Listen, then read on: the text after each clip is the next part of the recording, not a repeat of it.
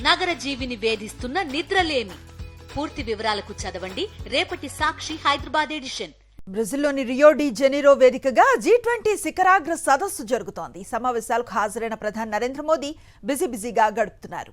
Britain, France, Italy, Indonesia, Norway, Portugal సహా పలు దేశాధినేతలతో భేటీ అయ్యారు. భారత్తో సంబంధాలపై చర్చించారు.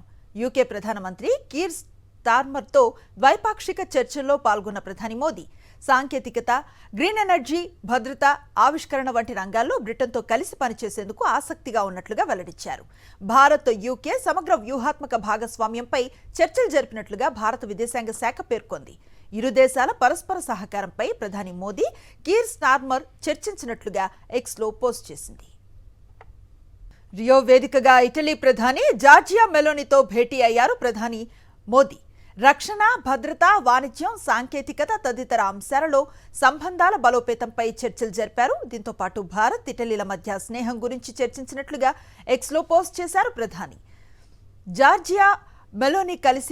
మోదీ జార్జియా మెలోని కలిసి దిగే ఫోటోలు, వీడియోలు మెలోడీ పేరిట పలుమార్లు ట్రెండ్ అయ్యాయి. తాజాగా G20 వేదికగా ఈ మెలోడీ మూమెంట్ మళ్లీ ట్రెండింగ్ గా మారింది.